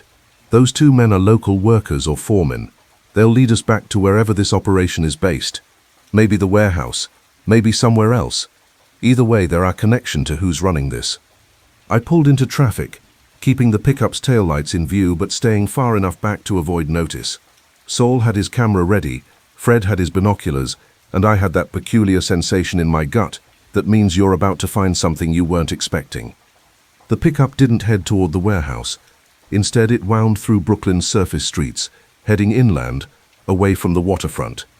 After 15 minutes of following, it pulled into the parking lot of a diner called Rosie's, the kind of place that serves breakfast all day and has coffee that could strip paint. The 2 men went inside. Through the diner's windows, I could see them take a booth near the back, settling in like they planned to stay a while. "Breakfast meeting?" Fred suggested. "Or waiting for someone," Saul said. We gave it 10 minutes. Then a 3rd man arrived, driving a different vehicle, a grey sedan that had rental car written all over it. He was medium height, nondescript features, wearing a suit that suggested business but not wealth. He entered the diner, spotted the two men in the back booth and joined them. "Three's a conspiracy," I murmured, photographing the new arrival through the heron's window. The meeting lasted 40 minutes. We photographed the new man from every angle, captured the license plate of his rental car, and documented the pickup truck's registration. When the three finally emerged, they split up, the original two returning to the pickup, the newcomer to his rental car. "We follow the new one," Saul said. "He's from out of town, rental car, unfamiliar with the area. He came here specifically for this meeting, which makes him important." I nodded and peeled off to follow the grey sedan. It led us on a winding route through Brooklyn, eventually crossing back into Manhattan via the Williamsburg Bridge. The rain had stopped, leaving the city washed clean and gleaming, utterly indifferent to the corruption being conducted in its streets. The sedan headed uptown, into the financial district, and finally pulled into a parking garage beneath a steel and glass tower on Water Street. I circled the block twice, then found street parking where we could watch the building's entrance. "That's interesting," Saul said, consulting the notes he'd compiled over the weekend. "This building houses the corporate offices of Atlantic Harbor Transport, one of our 4 consortium members. So our mysterious breakfast companion works for one of the shipping companies involved in the pier fraud," I said. "That connects him directly to the conspiracy." Fred had been studying the building with his binoculars. "Ground floor has security, desk guard, sign-in sheet, the works. We're not getting up there without an appointment." "We don't need to get up there," I said. "We need to identify him." "Saul, can you get close enough to photograph him when he exits the parking garage? We'll use the photos to identify him through Atlantic Harbor's corporate directory." "Give me 5 minutes." Saul slipped from the car with his camera and disappeared into the flow of pedestrian traffic. He positioned himself near a newsstand across from the garage entrance, bought a paper, and became just another businessman checking the headlines while waiting for something. The grey sedan emerged from the garage at 10:15. Our mystery man was behind the wheel, but now we had clear photographs of his face, his rental car's full details, and confirmation that he'd come from Atlantic Harbor Transport's offices. Saul rejoined us, and we headed back to the brownstone. Wolf would be finishing his morning session in the plant rooms by now, and he'd want a full report. "So," Fred said from the back seat, "we watched men accept delivery of nothing, followed them to breakfast with a shipping company employee, and confirmed that the fraud Strand discovered is still actively ongoing." "That about covers it," I agreed. "Think they know we're investigating?" After Saturday, when I overheard them discussing Strand's murder and Mrs. Strand nearly walked into their trap, I caught Fred's eye in the rear-view mirror. They know someone's asking questions. Whether they know it's us specifically is the interesting part. Saul was studying his photographs, flipping through them with professional satisfaction. "These are good, clear faces, readable documents, time-stamped by the camera. Combined with Strand's engineering files, this is evidence a prosecutor can use. Assuming we can keep it and ourselves intact long enough to turn it over," I said. The brownstone appeared ahead, solid and reassuring, its bulletproof windows catching the late morning light. I pulled up to the curb and killed the engine.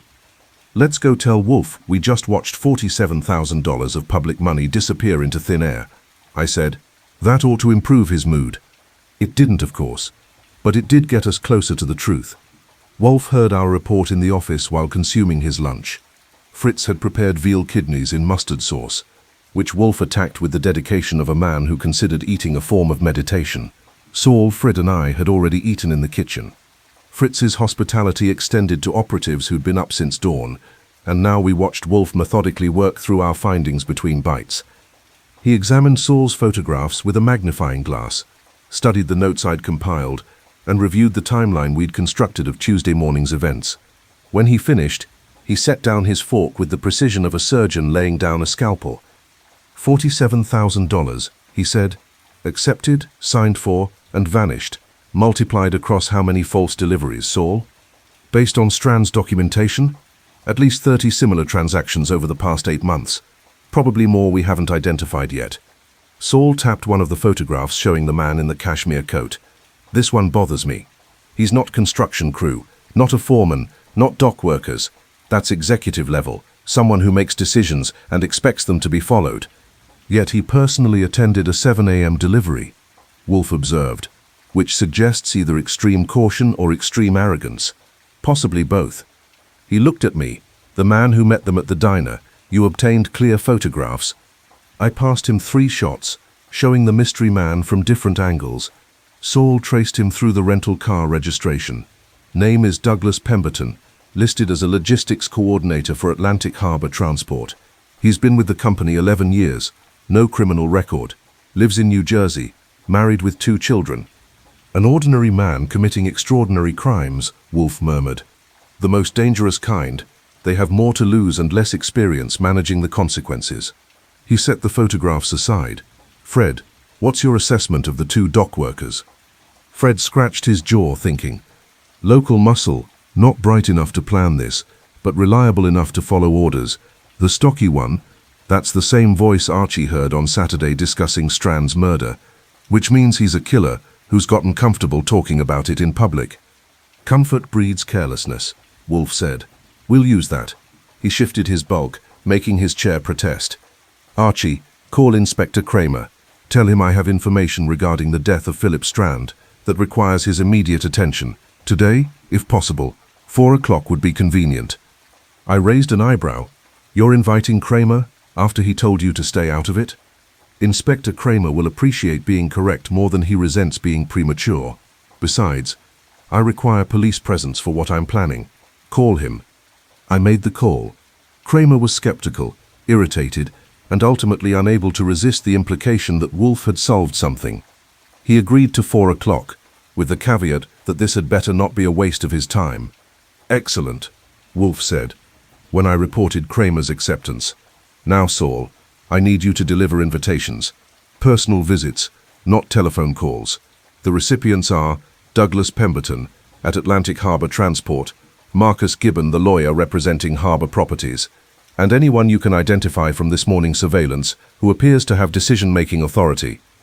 You want them here? Saul asked. All of them together? At 4 o'clock, tell them I have Philip Strand's complete engineering files and documentation of their fraud. Tell them if they wish to discuss terms before I turn everything over to the authorities, they should attend. Appeal to their greed and their fear in equal measure.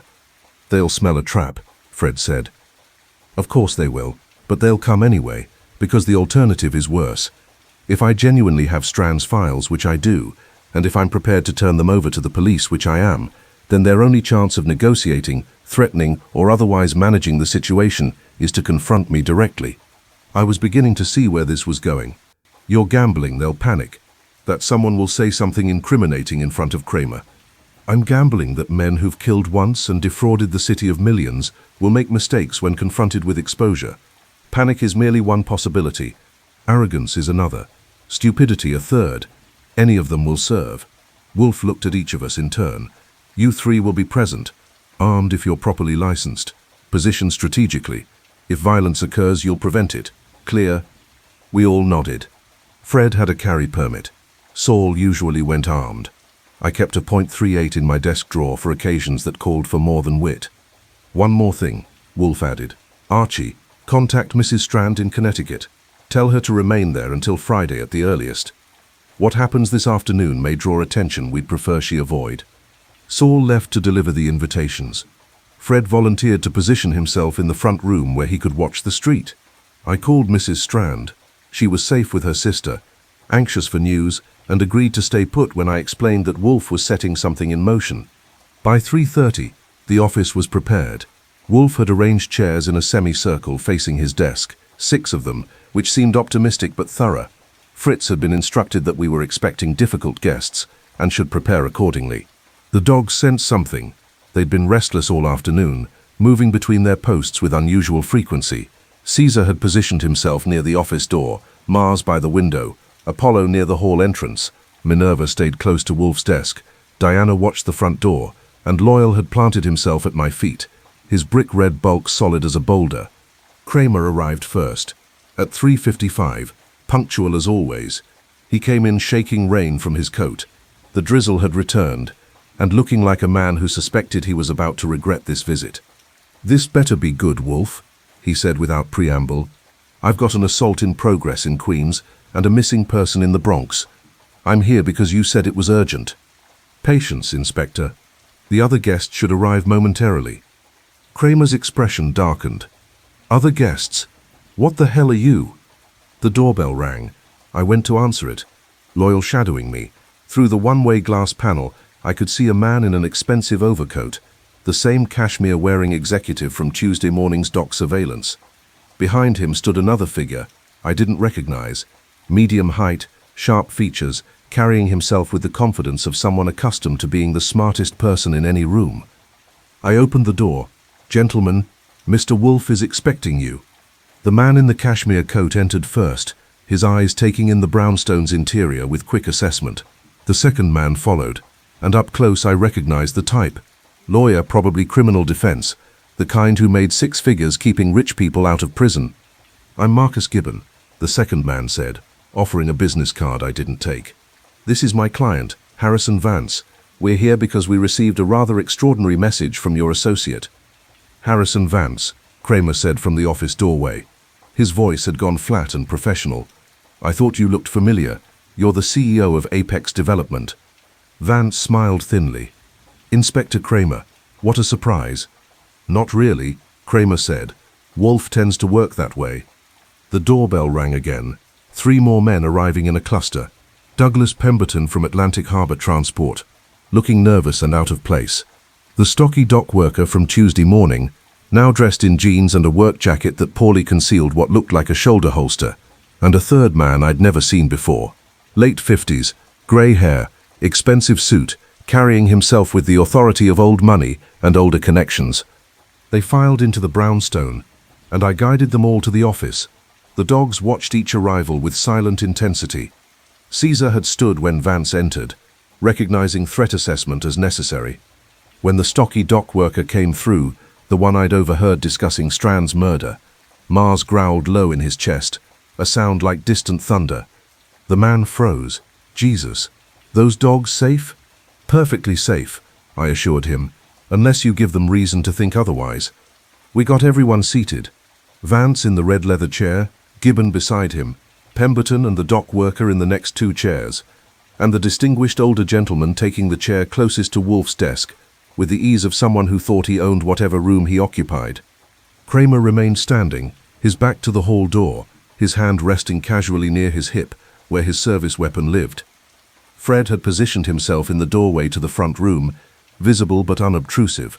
Saul stood near the window where he could watch both the street and the office. I took my position at my desk, notebook ready. The 6 dogs had arranged themselves in a loose perimeter around the office, Caesar and Mars flanking the visitors, Apollo watching the hall, Minerva near Wolfe, Diana by the front entrance, and Loyal at my feet, his intelligent eyes fixed on the stocky dock worker with an intensity that made the man shift uncomfortably in his chair. Wolfe surveyed his assembled guests with the satisfaction of a chess master reviewing a particularly elegant problem, then he spoke. Gentlemen, thank you for coming.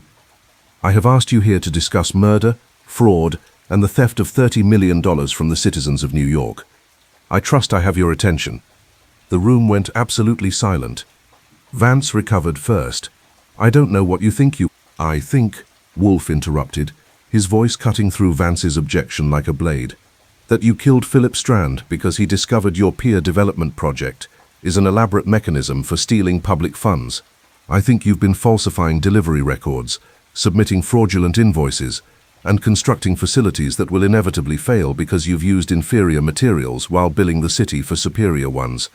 And I think that when Mr. Strand threatened to expose this enterprise, you murdered him and attempted to make his death appear accidental.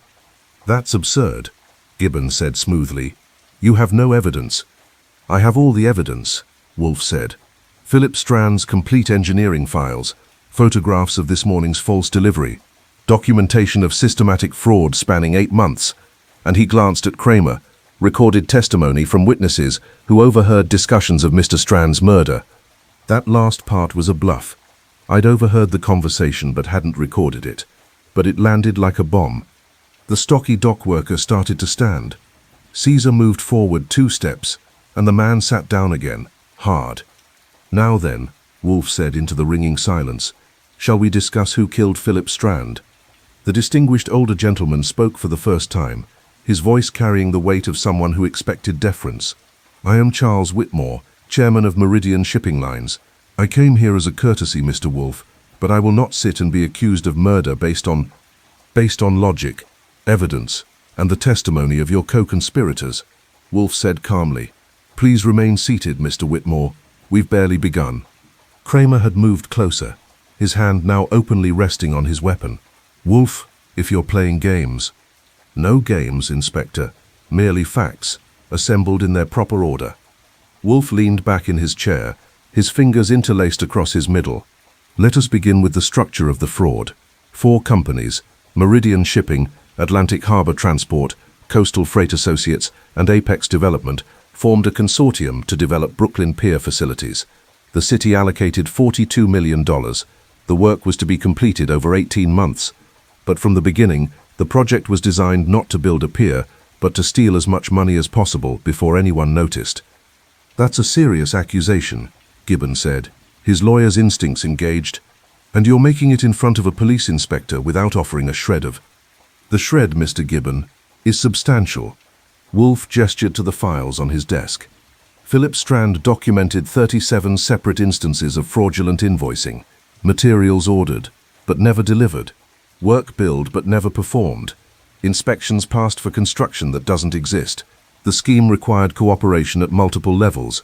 Shipping companies to provide false manifests, construction foremen to sign fraudulent receiving documents, and executives to coordinate the entire enterprise. He looked directly at Vance. "You, Mr. Vance, as CEO of Apex Development, were the coordinator. Your company handled the contracts, processed the payments, and distributed the funds among the conspirators. You personally attended this morning's delivery, or rather the theatrical performance of a delivery, to ensure everything proceeded smoothly." Vance's face had gone carefully neutral, which was more telling than outrage would have been. "You were watching the docks this morning." "My operatives were. They photographed you accepting delivery of materials that never arrived. $47,000 worth of concrete pilings that exist only on paper." "A paperwork error," Vance said smoothly. "If there was a discrepancy—" "There were 37 discrepancies," Wolfe cut in. "Each one a separate count of fraud. Each one documented in Mr. Strand's files, which brings us to the murder." The temperature in the office seemed to drop. The stocky dock worker had gone pale, his eyes darting toward the door where Fred stood blocking the exit. Pemberton was gripping his chair arms hard enough to make his knuckles white. Even Whitmore had lost some of his imperious confidence. "Philip Strand discovered your fraud 3 weeks ago," Wolfe continued. "He documented it thoroughly, professionally, and prepared to report it to the authorities. He made an appointment for Friday morning 2 days ago with someone in a position to investigate municipal corruption. But Thursday night, during the storm, he was murdered." "The police ruled it an accident," Gibbon interjected quickly. "Inspector Kramer himself was deceived by a carefully staged scene," Wolfe said. "The storm provided excellent cover. A man afraid of storms, found dead during a hurricane, at a location he'd never visit voluntarily. It appeared tragic but natural, until one examines the details." Kramer was watching Wolfe with the intensity of a man reassessing everything he thought he knew. "What details?" "The position of the body, the absence of defensive wounds, the timing. Mr. Strand died the night before he was to report the fraud. Most tellingly, the location.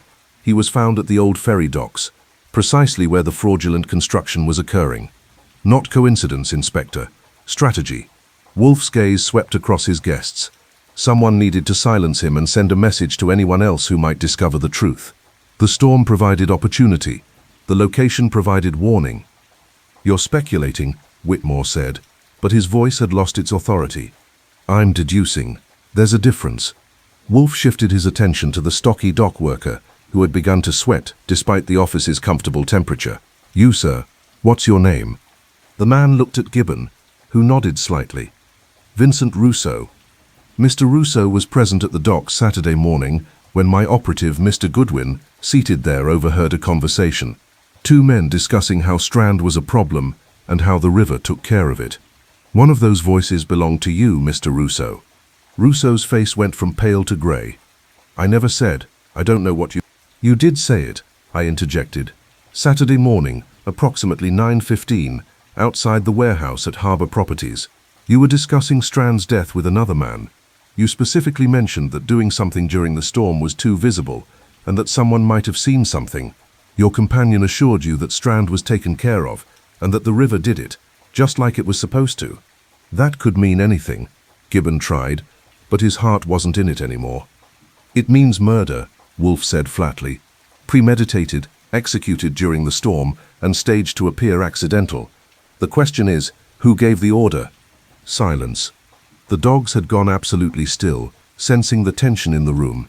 Caesar's eyes were locked on Vance. Mars watched Rousseau, and Loyal had shifted closer to my chair, his body tense and ready.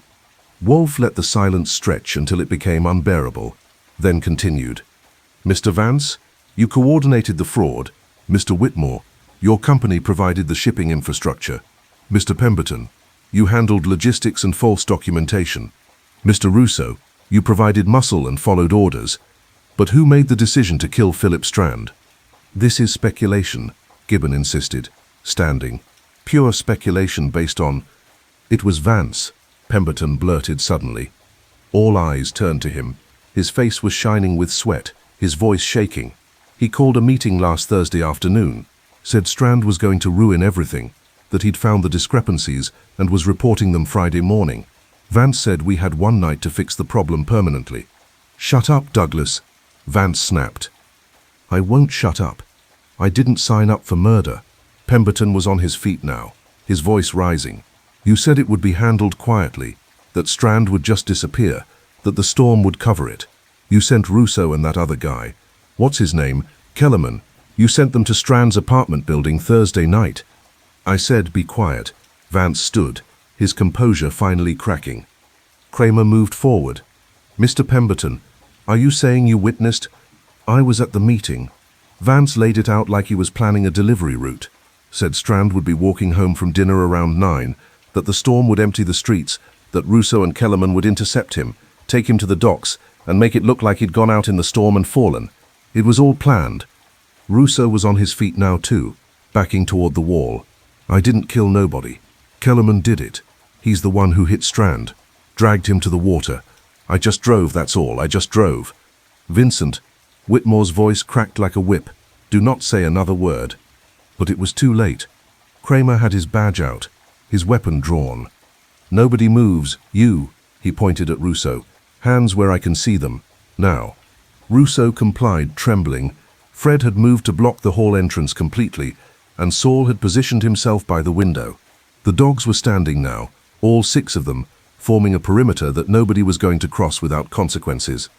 Wolfe watched the chaos with satisfaction, waiting for the room to settle. When it did, he spoke quietly, his words cutting through the tension.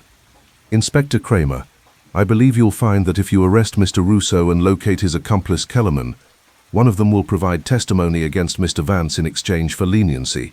You'll also find that Mr. Pemberton's records at Atlantic Harbour Transport contain documentation of every fraudulent delivery.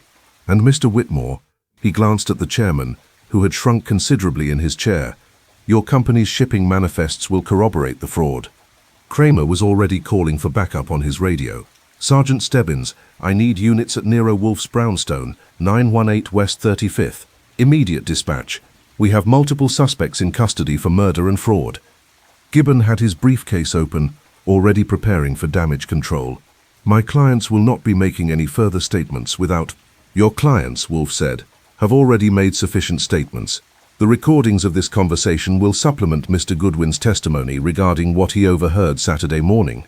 Combined with Philip Strand's documentary evidence, I believe Inspector Kramer has everything necessary for successful prosecution. Recordings? Vance's face went purple. You recorded this meeting? I tapped the small device in my jacket pocket. New technology. Quite remarkable how clearly it picks up voices, even in rooms with multiple speakers. It was actually just my pen, but Vance didn't need to know that. The bluff worked. He sank into his chair like a building collapsing in on itself. Whitmore had gone silent, calculating legal strategies. Pemberton was crying quietly. Rousseau looked like he was considering making a break for it, until Mars took a step toward him, and he froze again. Kramer's backup arrived within minutes. Sergeant Pearlie Stebbins leading 3 officers, all of them looking impressed by the scene. 6 suspects, 6 dogs, and enough evidence to make a prosecutor weep with joy. They led the men out one by one.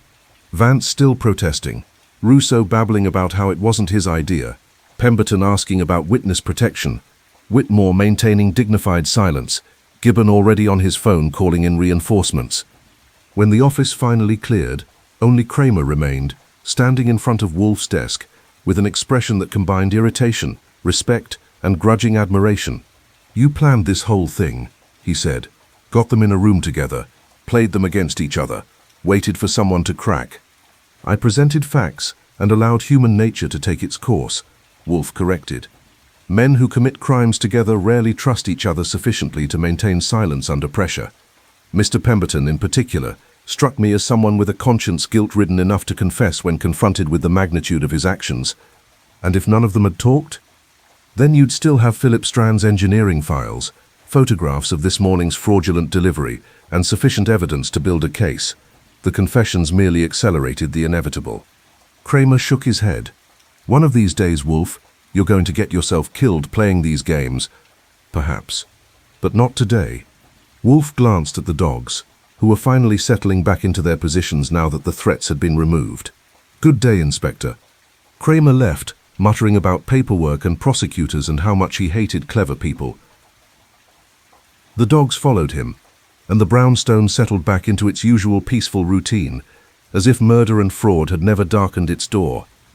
She arrived at the brownstone at 11 o'clock, precisely on time, carrying a handbag that probably cost more than my monthly salary, and wearing an expression that suggested she'd come prepared for business. I showed her into the office, where Wolfe was reading the morning papers with evident satisfaction. The Times had devoted half the front page to the pier development scandal, millions stolen in waterfront fraud. The headline screamed, with a subheading about murder and corruption that would have made a tabloid editor weep with envy.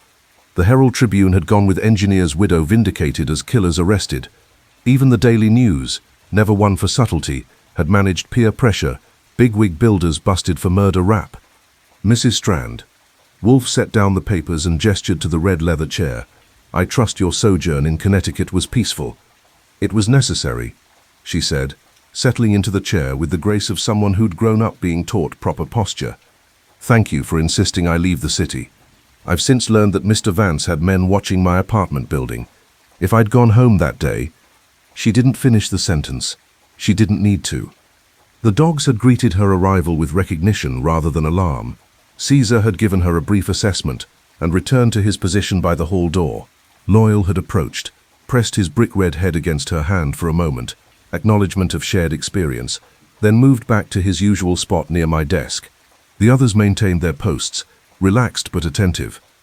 "Inspector Kramer called me yesterday," Mrs. Strand continued. "He explained what happened Tuesday, how you gathered all the suspects here, confronted them with the evidence, and—" She paused, searching for words. "He said Mr. Pemberton and Mr. Russo both confessed, that they're testifying against Mr. Vance." "Indeed," Wolfe confirmed. "Mr. Pemberton proved susceptible to conscience, Mr. Russo to self-preservation. Both motivations are useful in their way. The district attorney is confident of obtaining murder convictions for all 3 men directly involved, Vance, Russo, and Kellerman. Mr. Whitmore and others in the conspiracy will face fraud charges. And the pier project? Suspended indefinitely. The city has launched an investigation into contract oversight procedures. Several officials have resigned. The usual aftermath of exposed corruption. Noisy, tedious, but ultimately salutary." Wolfe shifted his bulk. "Your husband's engineering files have been turned over to the authorities. They'll form the foundation of the prosecution's case. Philip Strand's work will ensure these men face justice." Mrs. Strand's eyes had gone bright, but she didn't cry. Instead, she opened her handbag and withdrew a checkbook. "Mr. Wolfe, we haven't discussed your fee." "We have not. Inspector Kramer mentioned you charge substantial fees. He seemed to think I should brace myself." A ghost of a smile touched her face. "I'm prepared to pay whatever you ask. You gave me back my husband's reputation. You proved he died for doing the right thing, not for being foolish or careless. That's worth more than money." Wolfe considered this. "My standard fee for investigation of this complexity would be $25,000, plus expenses." However, circumstances warrant adjustment. I looked up from my notebook. Wolfe adjusting fees downward was rarer than snow in August. Your husband, Wolfe continued, discovered a fraud that would have resulted in deaths had it remained undiscovered. The pier facilities, constructed with inferior materials and fraudulent engineering, would have failed catastrophically under operational load. Dozens of dock workers, perhaps hundreds of shipping personnel, would have died in the collapse. Philip Strand prevented that through his diligence and courage. That service to the public interest merits recognition. You're reducing your fee, Mrs. Strand said softly. I am charging $15,000 plus expenses, which amounts to approximately $1,100. Archie has the precise accounting. The balance I consider a professional courtesy to a man who died defending standards I respect. She wrote the check without hesitation, signed it with steady hands, and passed it across the desk. Wolfe accepted it, glanced at the amount to verify accuracy, and set it aside. There is one additional matter, he said. Your husband's assistant, Janet Keller. When the office was burglarized, she could have claimed ignorance or fled. Instead, she called to warn you that loyalty and courage should not go unrewarded. I suggest a portion of the insurance settlement, when it arrives, might appropriately acknowledge her service. I'd already planned on that, Mrs. Strand said. She's been invaluable. She's also now out of a job. Harland Maritime is closing down pending investigation of their role in the fraud. I've asked her to help me manage Philip's estate and his professional legacy. He had other projects, other work that deserves to be completed properly. She'll make sure of it. Wolfe nodded approval. Satisfactory. Mrs. Strand stood, and I rose with her. She looked around the office at the books lining the walls, the globe bar in the corner, the orchid photographs that were Wolfe's concession to decoration. Her gaze settled on the dogs, distributed around the room in their protective configuration. They knew, she said quietly. When I first came here Friday night, terrified and soaking wet, they knew I needed help. Animals sense these things. They're observant, I agreed. Part of their job. She looked at Loyal specifically, the pit bull who'd shown her that brief moment of solidarity. What's his name? Loyal.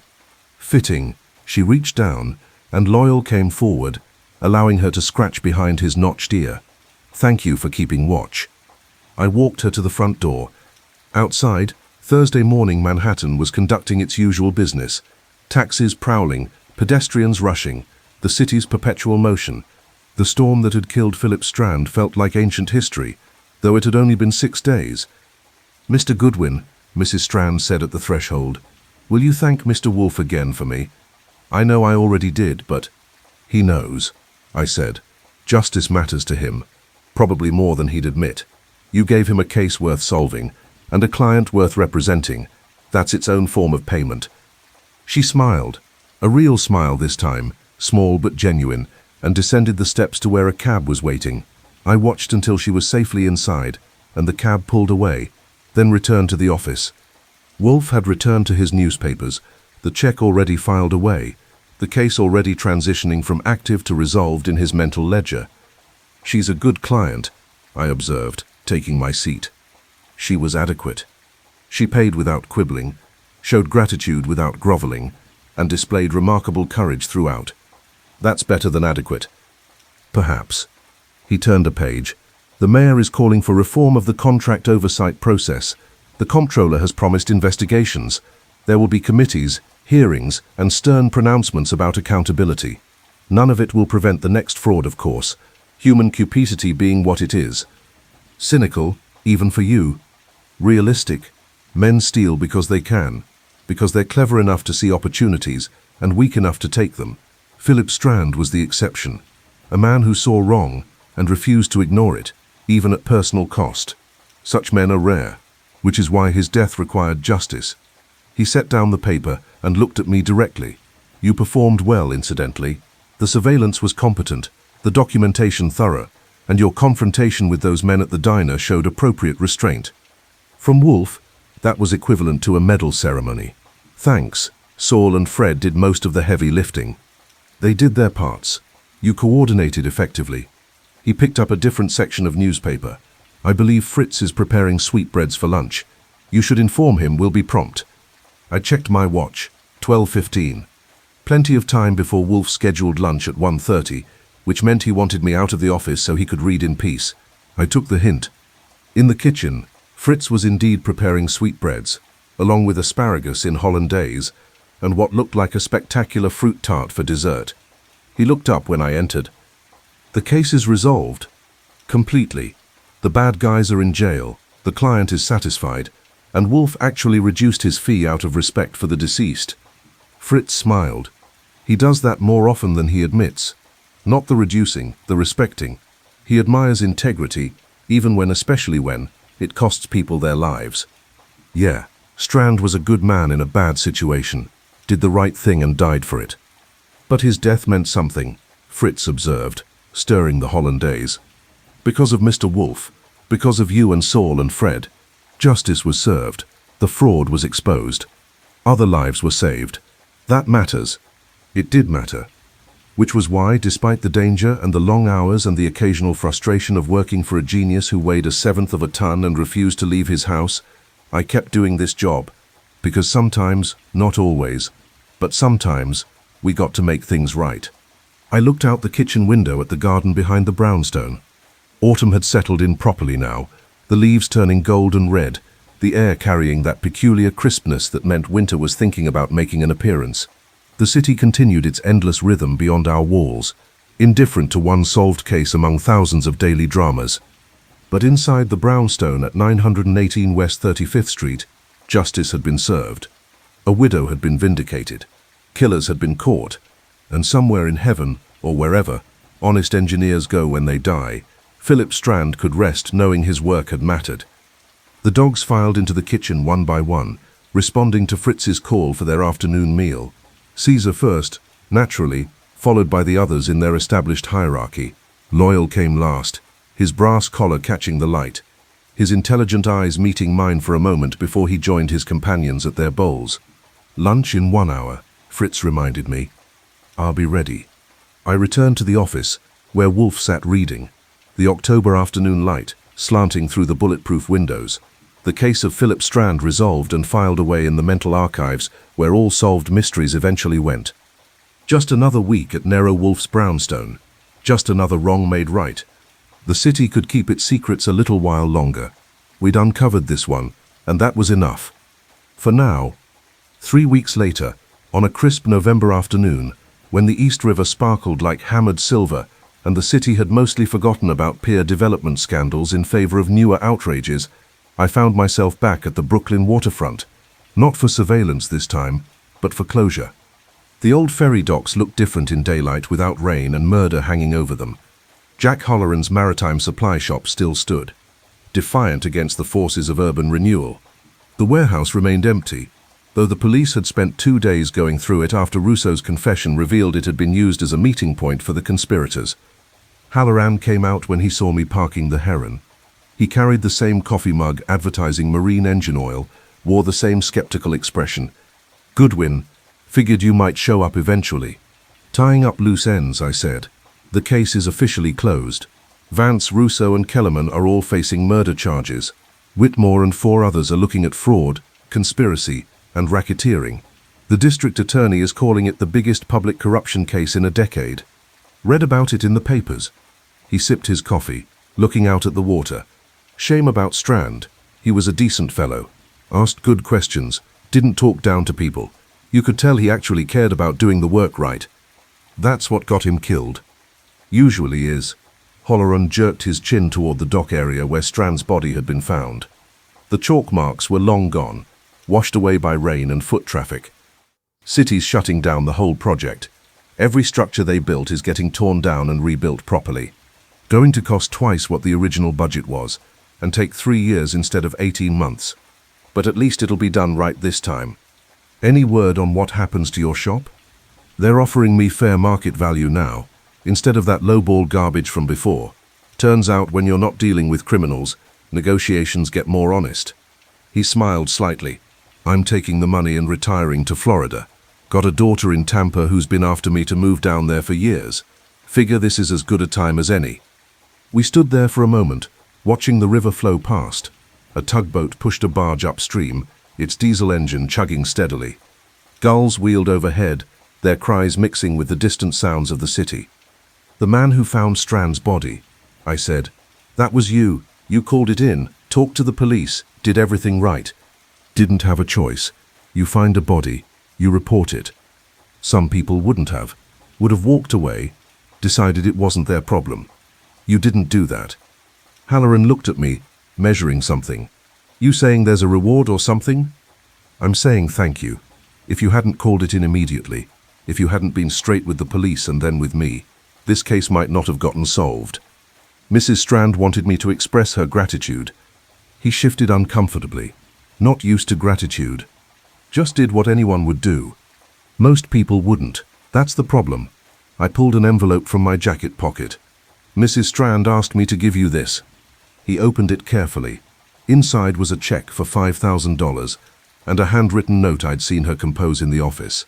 "For the man who made sure my husband wasn't forgotten.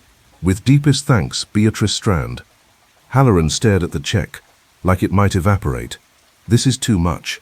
"It's exactly right. Take it. Move to Florida. Buy your daughter's kids something nice. Consider it payment for doing the right thing when it mattered." He folded the envelope carefully and put it in his coveralls pocket. "Tell Mrs. Strand I said thank you. And tell her I'm sorry about her husband. World needs more people like him." "It does." I left him standing there looking at the river, probably thinking about Florida and second acts and how sometimes justice actually works the way it's supposed to. The drive back to Manhattan took 20 minutes through moderate traffic, and by the time I reached the brownstone, Wolf would be descending from his afternoon session with the orchids. Back at 918 West 35th Street, normalcy had reasserted itself with the firmness of a constitutional amendment. Wolf was in the office reading a book about Byzantine agriculture. Don't ask me why, and the dogs were distributed in their usual posts. Fritz was in the kitchen preparing dinner. The brownstone had returned to its natural state, a fortress of comfort, order, and occasionally solving murders. I hung up my coat and took my position at the desk. "Halloran says thanks. He's moving to Florida." Sensible. New York winters are punitive. Wolf didn't look up from his book. "Any other developments?" "Inspector Kramer called while I was out. The trial date is set for March. He wants you to testify about the documentary evidence and the confrontation in the office. He also mentioned that Pemberton's testimony is so detailed and damning that the prosecutor is confident of conviction without even needing Rousseau's confession." Satisfactory. "Oh, and the city comptroller's office sent a letter thanking you for your work, exposing the fraud. Apparently, recovering even a portion of the stolen funds will help offset the costs of rebuilding the pier properly. They're considering naming something after Philip Strand, a park or a plaza or something. They should name a building code regulation after him," Wolf said. "Something requiring independent engineering verification of public works projects. That would honor his memory more meaningfully than a bronze plaque." "I'll suggest it." The office settled into comfortable silence. Through the bulletproof windows, I could see afternoon fading into evening, the city's lights beginning to sparkle as dusk approached. Another day ending, another case closed, another small victory for the forces of justice and decent behavior. The phone rang. I answered it. Nero Wolfe's office. "Mr. Goodwin, this is Janet Keller." Philip Strand's former assistant sounded nervous but determined. "Mrs. Strand gave me your number. I hope I'm not calling at a bad time." "Not at all. What can I do for you?" "I've been going through Mr. Strand's files, the work projects he had in progress when he died. There's one that's concerning. A bridge inspection in New Jersey that shows some irregularities in the steel specifications. It might be nothing, but after what happened with the pier project, I thought someone should look at it properly." I glanced at Wolf, who had set down his book and was listening with half-closed eyes, his signal that something had caught his interest. "Tell me more," I said. And just like that, the brownstone's peaceful interlude ended, replaced by the familiar stirring of another case beginning to take shape. Because that's how it works in Nero Wolfe's world. You solve one murder, expose one fraud, deliver one measure of justice, and immediately the next problem appears, demanding attention, requiring investigation, needing someone willing to ask difficult questions and follow the answers wherever they lead. Wolfe's eyes opened fully. He looked at me, and I looked back, and we both knew what was coming. "Miss Keller," I said into the phone, "why don't you bring those files by tomorrow morning? Say 10 o'clock? Mr. Wolf will want to see them. As I hung up, Wolf sighed, the sigh of a man who'd been hoping for a few weeks of peace and knew he wouldn't get them. A bridge in New Jersey, he said. Irregularities in the steel specifications. It's probably nothing. Probably. We sat there for a moment, both of us knowing it probably wasn't nothing, that Philip Strand had likely discovered another problem before he died, and that ignoring it wasn't an option. Caesar lifted his head from his paws, watching us with intelligent eyes. Loyal stretched and repositioned himself, settling in for the evening watch. The other dogs remained at their posts, eternal guardians of the brownstone and everyone in it. Fritz is making lamb tonight, Wolf said finally, with rosemary and garlic. We should not let it get cold. Agreed. Tomorrow would bring new problems, new investigations, new dangers. But tonight, the brownstone at 9118 West 35th Street was warm and secure. Justice had been served, and dinner was ready. The East River flowed on, carrying its secrets toward the sea. Some of those secrets we'd uncovered. Others remained hidden, waiting for the next Philip Strand to discover them, the next Nero Wolfe to expose them, the next righteous few willing to do what was necessary to make things right. The dogs stood watch. The city kept its rhythm, and in the office of America's greatest detective, another case was about to begin. But that, as they say, is another story.